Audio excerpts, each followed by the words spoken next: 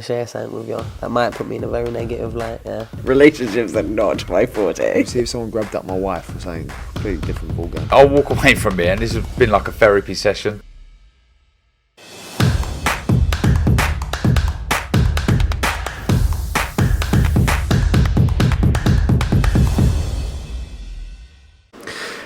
Andrew McCart, IFL TV, proudly sponsored by Everlast. I'm here with the older brother of the Smith clan, Paul Smith. Paul, we're here in Newcastle. It's obviously been a busy week for the Smith family with Liam and the Janabek stuff and the Billy Joe Saunders stuff and obviously Chris Eubank stuff. Now Callum's have to pull out his fight and you've been out in Saudi Arabia, so it's been a busy week for yourself and your family. But I do want to touch on why we're here in Newcastle. A fight that's probably fell under the radar a little bit, gone under the radar in Lewis Ritson and Ohara Davies. What a fight it is here in Newcastle. Just break that fight down for me. I think it's a very good fight. Ohara Davies on his day will give anyone nightmares and problems most of the time. We've seen it in the past.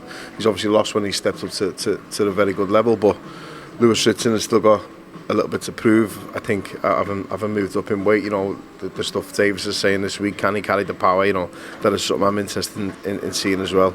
I like Lewis Ritson. I think he's a really good fighter. He's done great getting to where he did, winning that British title as quick as he could, and then the step up. And he just fell short and had a couple of off nights, but he's got to perform. There was a lot of pressure on him. I always say this about Geordies, and I love Newcastle. I love the place. I love the city. I love its people more importantly.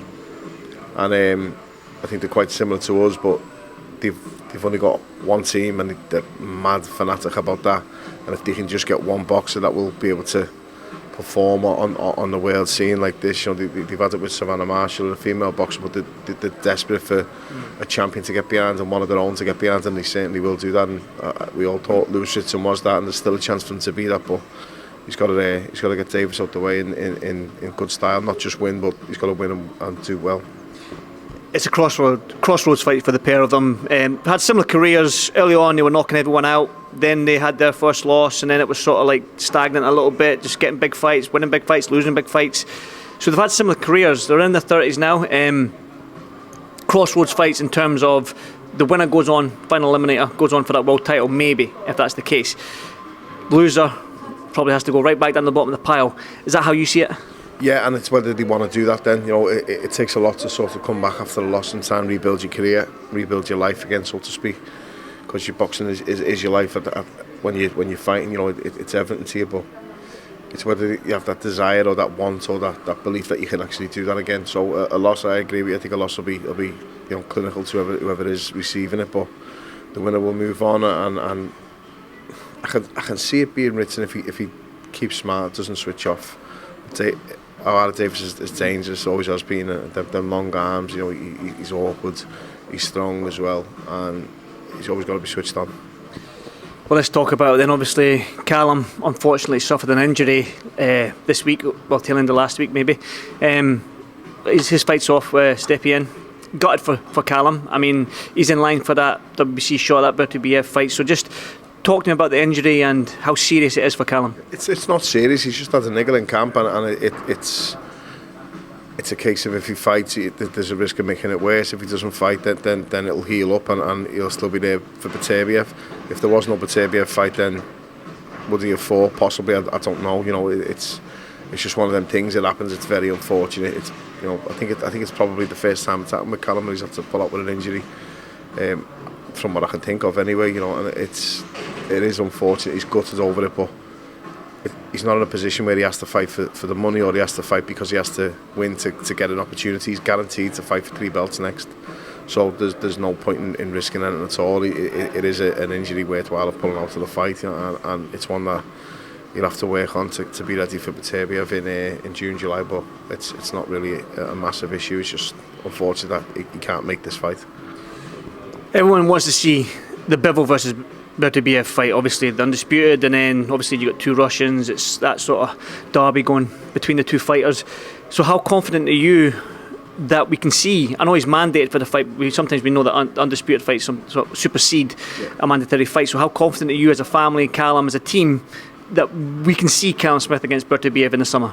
I'm very confident because the rules are the rules, and unfortunately boxing has a lot of them, and the rule is that the next time that WBC belt is fought for, Callum Smith will be in one corner.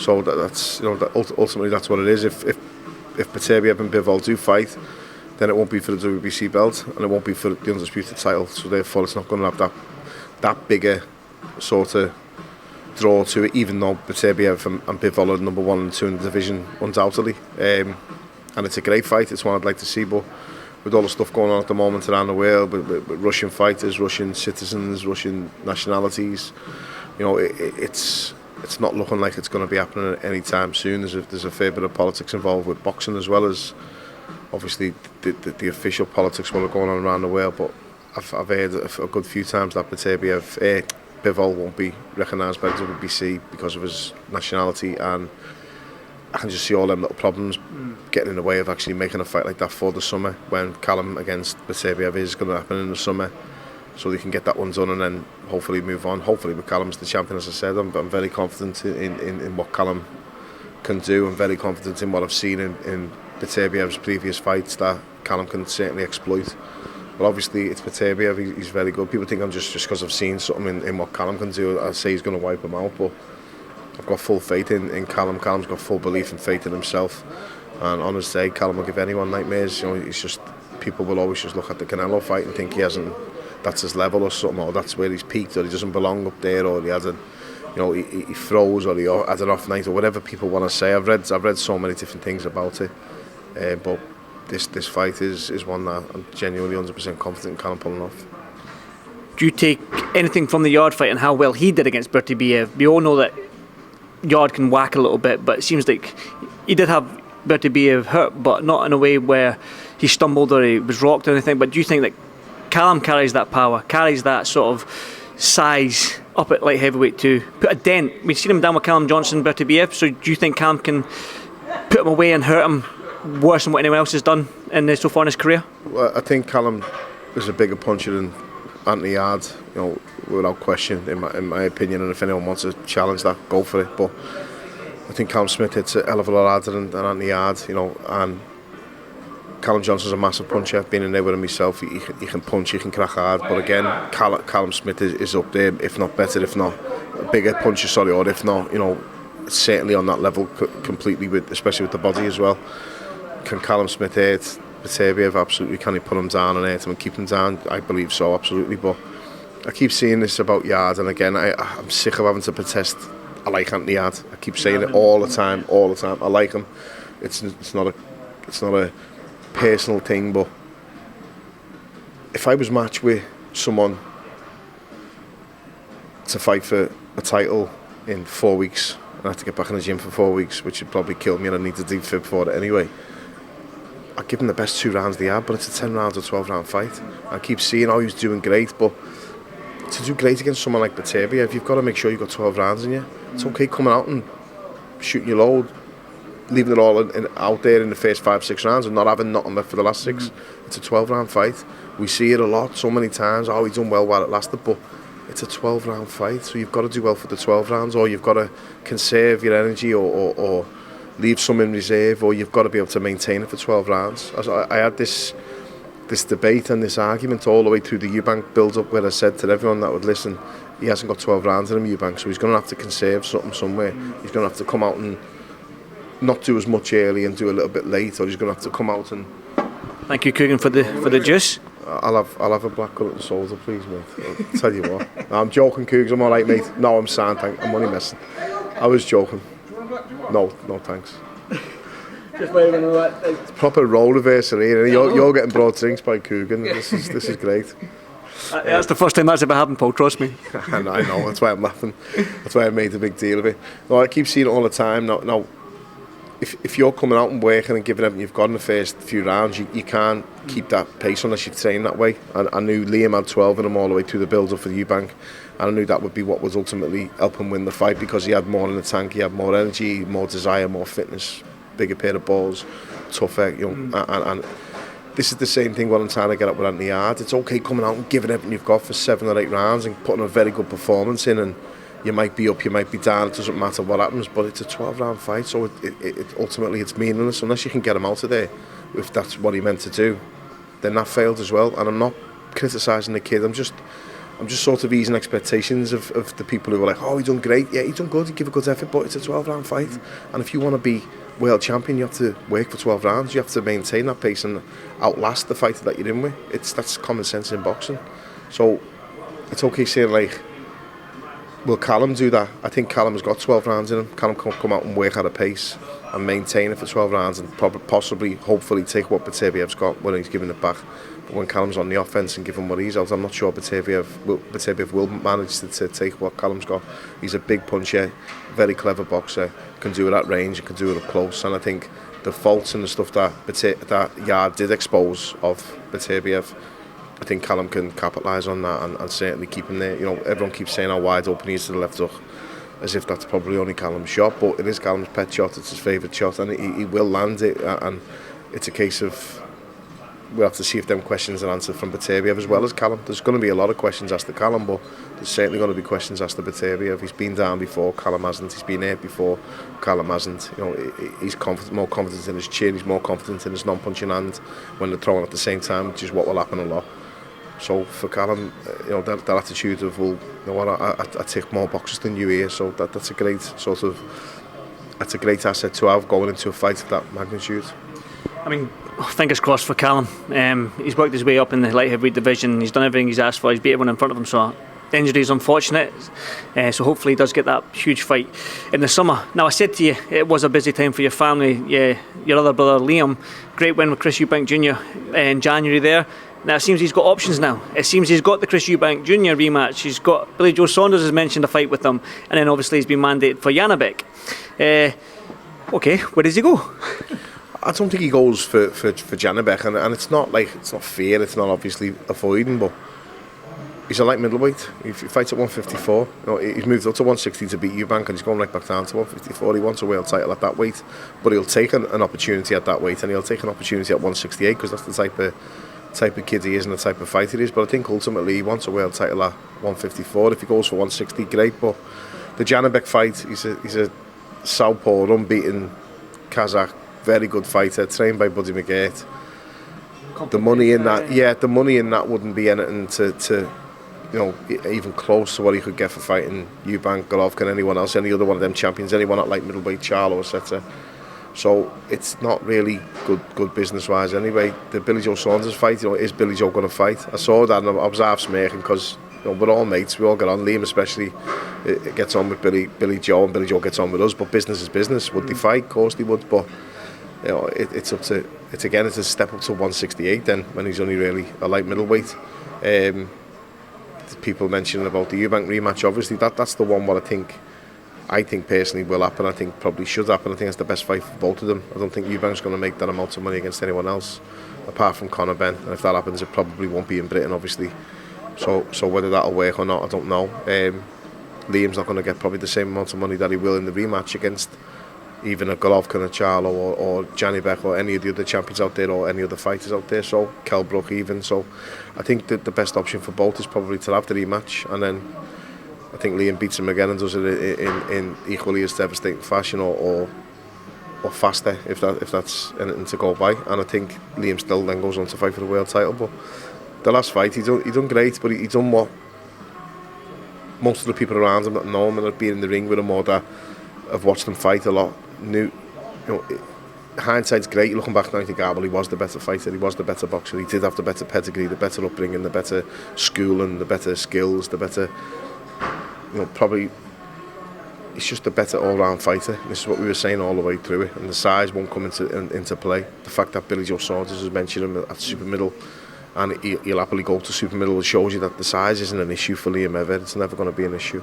You know, unless it's stupidly big, like a big light heavy or something, then it's not going to play any part.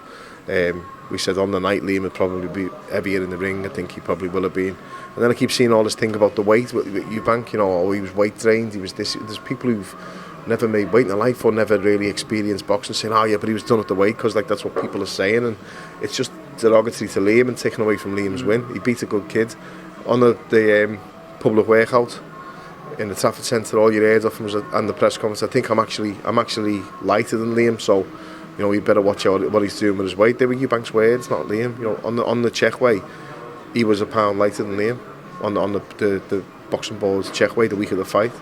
So Liam had more of a weight cut to do than Eubank. Yeah, it's Eubank that was done at the weight or dead at the weight, so the same. It all just it's a bit of sour grapes rather than just accepting, look, the better man won, and the majority of the boxing fraternity and the boxing people who've actually, who were asked their opinion on it, sided with Liam. Mainly, most of the boxing fraternity were siding with Liam. A few were picking Eubank, and that's absolutely fine. But it's the better man won, rather than crying out for the weight or what's going on with him or his dad or anything else. Just accept it. He did on the night. The better man won. We'll see the rematch. I thought he handled it well, Eubank. I thought he took it on the chin well because he had to. He had no other choice to. But he'll be back for the rematch, and I'm sure it'll be exciting again. Definitely will, and hopefully I'll make that one, because I enjoyed the whole build up that fight week in Manchester back in January there. Now, you mentioned a name in there, you threw a name in there as a possibility fight for Chris Eubank Jr. and Liam, was Conor Benn. Now, I'm going to get your thoughts on it, because he did release a statement the other night there. I'm sure you read it. What did you make of it, first and foremost? My fucking eyes were killing me after reading it. It was the worst font I've ever used in life. Whoever made that up. I was zooming in, I was zooming out. Your glasses getting old. I'm getting on, yeah. 40 now, and I do need glasses slightly in my right eye, but not much. But yeah, it's just a shitty situation, innit? It's again, I keep saying it. Conor Benn's a lovely kid. I've known him a few years now. Big fan of his, massive fan of his dad, growing up. But this sport is boxing, and we need to keep boxing clean. And if something's getting in your system that shouldn't be in your system, how's it got in your system? And he didn't mention eggs. The statement did, apparently, and I've seen that. And I've had a laugh and a joke about it, as everyone else does, when something like that happens in the sport, because that's what happens when it's in football, and you make jokes about things like that. But with boxing, you're gonna have a little joke about it, but also it's a very, very serious matter. And if he has been taking testosterone, which no one will ever be able to prove he did or didn't, then the stuff that was in his system is known to be a masking agent, isn't it, or something that you take at the end of a cycle of testosterone. Again, I've never took it in my life, so I wouldn't know, but I've heard from a lot of people who do take it that that's the first thing you take after you've done a course of testosterone. The doctor that was sniffing around him, it doesn't help. If it's okay saying you contacted him afterwards or after the failed test, but the same doctor's known to approach other boxers and offer the services, bloods, this and that. And I remember thinking when I read it, what do you need your bloods doing for? Well, you get your AIDS test, you get your hepatitis jab every year, or your AIDS test every year and your hepatitis test to make sure you're still immune. And that's all you need to do in your bloods in boxing. When you do your VO2 max or something, they might take a bit of blood out of your fingertips just to see what you are, but what you need blood tests for to check your levels. I remember once I had low testosterone, I went to the doctors, which is probably going through a little bit of a bad time in mentally, where you get fatigued, you're not producing as much testosterone. I think I was about 32, 31, and the doctor said, yeah, they are low, but they're not like drastically low. I think with a bit of, once you get back in the gym and start training, your diet changes and your mentality changes and your mood changes, it might raise by itself naturally. I went back to the doctors about a month later and they were back to normal levels for my age. What I don't agree with is if you're a 35-year-old man and you're in sort of the end days of your career or the peak of your career and you're still a champion, you shouldn't be allowed to then go and get a testosterone booster to boost your testosterone levels back to the normal 21 or 22-year-old man's levels, because you're not a 21 or 22-year-old man. Do you know what I mean? So why should you legally have a letter off your doctor, a TUE, therapeutic use exemption, off a doctor saying, I've prescribed him testosterone boosters to get him back up to the normal level of a man 10 years younger than him? But that's legal in boxing or in sports. That's what's wrong with me. That shouldn't even be allowed. If I'm fighting a 35-year-old man and I'm 24, my last fight I was 34, the lad was 24. And if I had the testosterone of his level and the energy that I had when I was 24, I'd have beat him easily. But I didn't, because I was 34, I was on my way out, I was tired of the long hard career, and the younger, fresher man won. Although I felt I could have beaten him relatively easy 2-3 years earlier. That's boxing. That's normal sort of. That's normal physiology and the body. You don't produce testosterone after a certain age for a reason. So the fact that you can go and take it then to supplement it and boost it back up, and then need to hide it with something else, and I'm not saying that's what Conor Benn's done, but it doesn't look good. And as much as I remember seeing him writing, the apologies as big as the insult or the accusation or whatever it was. I remember thinking, I hope you're right. I hope for you, for boxing, for your family name, for everything else, I hope you're right. But there's still sort of that statement and that everything that's come out since, and like Matchroom and Conor Benn together jointly maybe, or because they promote him, it sort of raised more questions than answers. There's no real definitive sort of, so that's why it was, I understand that now, the lab fucked up, or there was a cock up with some of the meat he got, or he bought the meat from this place, there's the stuff there that says it's from there, there's the tests on that product, but yet, or he's bought an over-the-counter supplement, which I've seen a couple of boxers do in the past, and I feel sorry for them. They've bought an over-the-counter supplement, what's perfectly legal to buy, they've taken it, or they've drank it, they've ate it, and they failed to test, and that's how it is. But when you're boxing, we always knew that you couldn't take Vicks nasal spray, because it showed up something similar to ephedrine. You couldn't take a certain eye drop because it had something similar to cocaine. You couldn't take a certain painkiller because it showed something of what would fail a test. So you know that. You should know that anyway. You're a professional boxer and you earn a lot of money, so you should really know that. But in a long-winded roundabout way, it's just a shitty situation where I'm not sure what's going to happen over there. I don't know whether he's going to fight in the UK. I don't know if his name's going to be tarnished now for the rest of his career, or I don't know in typical boxing fashion if it's all just going to get brushed into the carpet and everyone forgets about it. I mean, the statement was a long statement, but there was a lot of discrepancies in that statement from all the agencies and the VADA and all that. They tested the sample 4 times, 9 days after it was tested I can't quite remember what it was, 9 days after it was tested the first time, it came back clean and whatnot. Then his representative that he sent to the lab wasn't allowed in the lab when it was tested. All these sort of things, these discrepancies. Now, the WBC gave him a get-out clause, really, and he didn't accept it. So he still wanted to fight his case, which, as a human being, you sit back and think, okay, well, he's had the get-out clause, but he still wanted to proceed down the course of his complete innocence, which, what did you make of that then? That again makes me think, go on, I hope you're right, do it, please. So if anyone's going to sort of challenge a false positive, brilliant, I love all that, he should do. I'll back him to the hilt if it is a false positive, and if it does come out that it's that, the apologies will be huge because it's the lab's fault. He hasn't ingested that chemical what's in his body, or that substance what's in his body, but ultimately it's a performance enhancing substance that's in his body. If the excuse is the food, and the fact that the facts are facts, the amount of food, that type of food that you would have to eat, eggs, to get that would be ridiculous. I've had more than 30 odd eggs a week. I've never failed to test for chloromorphine, you know what I mean? So I'm not saying Conor Benn said that. That's the findings in the other statement, but I think you're right what you're saying. It's a whole murky issue. The WBC, Avada, the boxing motor controller, UCAD, he hasn't failed the UCAD test yet. The boxing motor controller banning him and taking his licence off him, or he's handed it back, and he can't fight in Britain again now because he's handed it back. But they don't recognise VADA, and VADA don't recognise UCAD, so to speak. There should just be one worldwide governing body for drug testing, and everyone has to sign up for it, and if you fail one with them, you're done.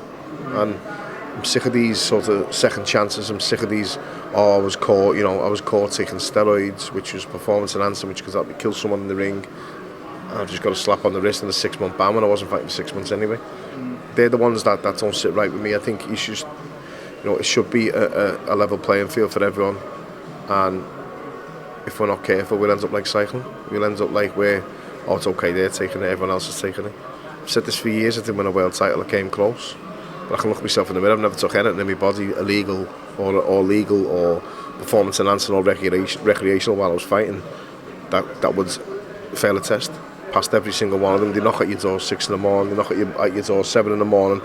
They turn up randomly to shows. Some fights you turn up and they're not there, some fights you turn up, they are there. There's no real way of fiddling it and being sort of one step ahead of them, because you never know when they're going to turn up.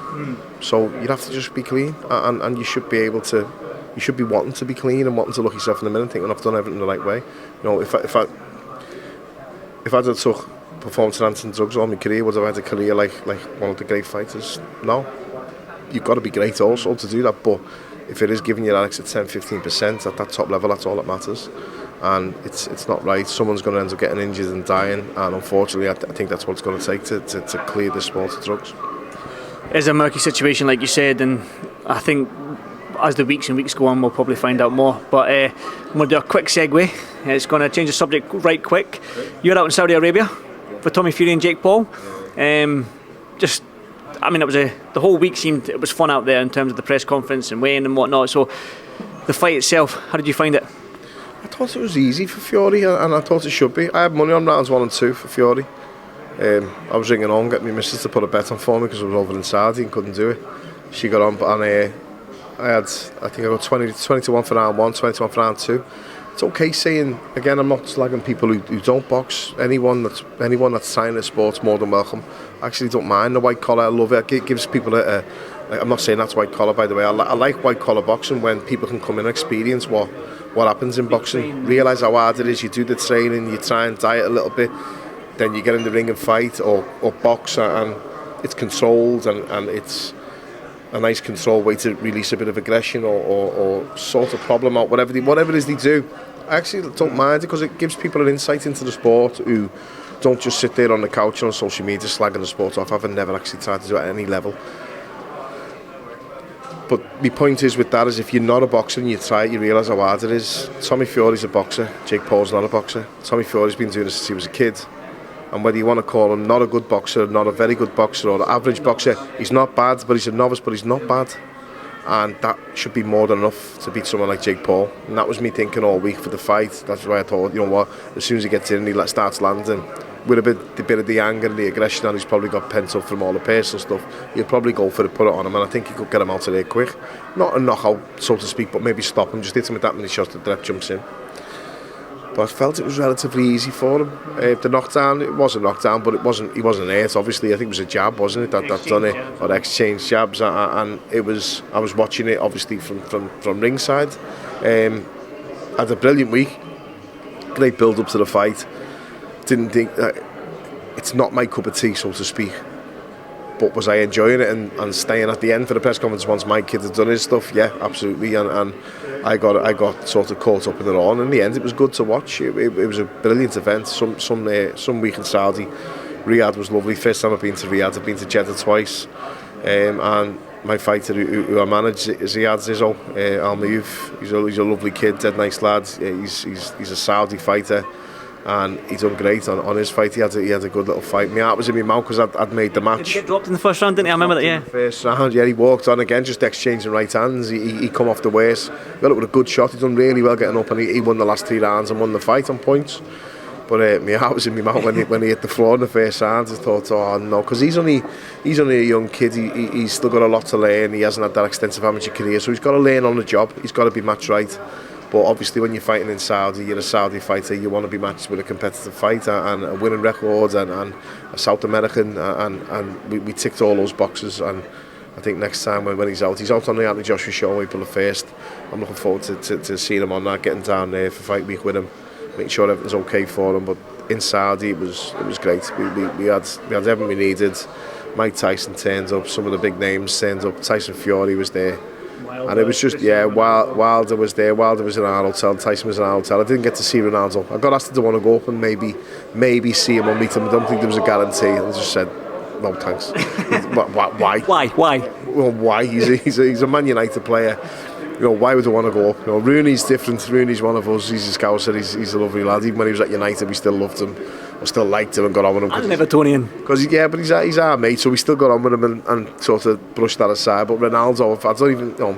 I'm a Messi fan. Unbelievable athlete, and his achievements are off the scale. What he's done, probably, you know, he squeezed every last drop of him. I admire him sort of more than Messi, even though I like Messi more, because Messi's I felt was a bit more natural talent, whereas Ronaldo's grafted his balls off all his life to create what he is. And every credit to him, that's off to him, but not for me. No, I'd rather just stay down and sit with the boxers and sit around Tyson and all the other lads and big Tyson Fury. It was they're the people I'd rather be around. You said it wasn't your cup of tea, but you enjoyed it. Now, as an ex-fighter,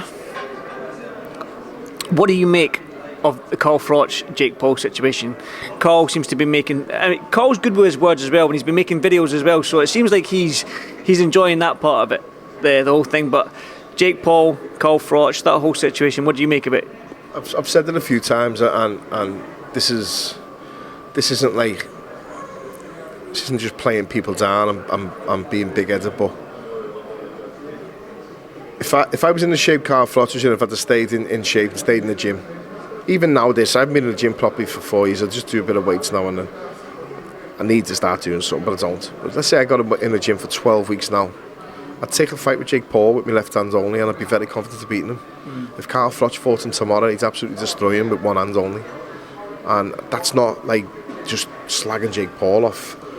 Fellas keep stopping me in the street saying, hey, lad, what about this YouTuber Tyson Fury and Mike Tyson and Anthony Joshua, £5 million right after each other? And who wouldn't? What's the worst that can happen? You get knocked out. That could happen against someone like Jake Paul. But it's £5 million.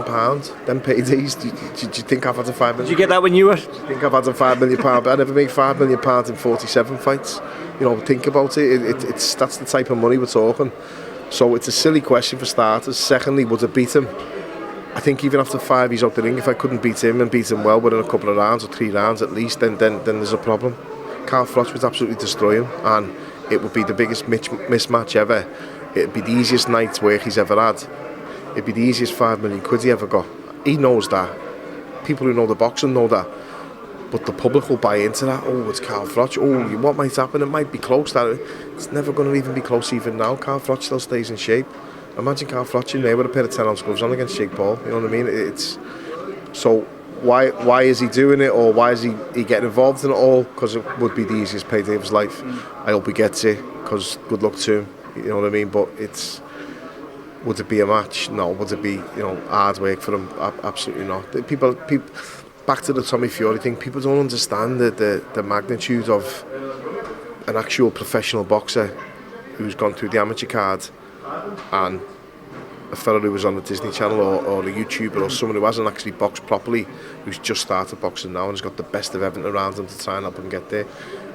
It's complete opposite end of the scale. It's like me, because I played Sunday League footy for a few years when I was a kid and I was shit at it. It's like me wanting to go and compete with Premier League footballers because I've got a boxing background and a bit of a platform on boxing. I can now cross over. It doesn't work.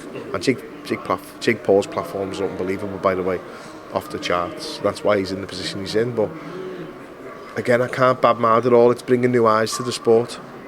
There's kids now out there who would never watching boxing because of Jake Paul. Them kids might go in the gym and try it because of Jake Paul. If them kids go in the gym and try it and love it, then they're going to get a better form, a better way of life, a better upbringing, better, more discipline, respect, manners, self-worth, not wanting to grow up being assholes, wanting to fight everyone because they're controlling that aggression in the gym. So it can only be sort of good from it unless someone gets hurt, and then people will realise it's actually not a sport that you mess around with. It's a serious game, as you know yourself. Well, Paul, I've had you for a long time. I know you've got to work tonight on this show, and Ritson versus Ohara Davies, so I won't keep you much longer. I was going to say I'll see you next week in Liverpool. I'm down there for the fight, but I don't know if you'll be around. I'll be there. I'll be around. I'll be in the town centre all week. It's just unfortunate with Callum, as I say. I'll still be at the show. I'll still be there. I'm just gutted for him. Just thankfully for him, he's not in a situation where this isn't the Beterbiev fight, or this isn't the last fight, which was the final eliminator, or this isn't a fight where he needs to take because he's guaranteed on the payday to pay bills or things like that. So thankfully for him, he's in an okay situation. It's unfortunate with the injury. It's just one of them things, but he can't fight, and that's it. It could be detrimental to his career, to his health if he fights in next week, and he's got to have a few weeks off now. See what the medical reports are saying, and then get back on the horse for Beterbiev, get back into camp, get back training. And it's just a shame it happened in the last week of camp and not the first week of camp. I think that's probably the first thing Willie had thought. He's put a good camp in, he's in good shape, he's sparring really well. His weight's coming down really nicely, everything's on track and on target, and then that happens. It's just, that's boxing, isn't it? You've got to be very careful. Definitely. Well, listen, if I do see you next week, I'll see you next week, but I'll definitely see you in the Utility Arena here in Newcastle for a great fight against Lewis, Ritson and Ohara Davies. But as always, Paul, thank you so much, mate. Thank you.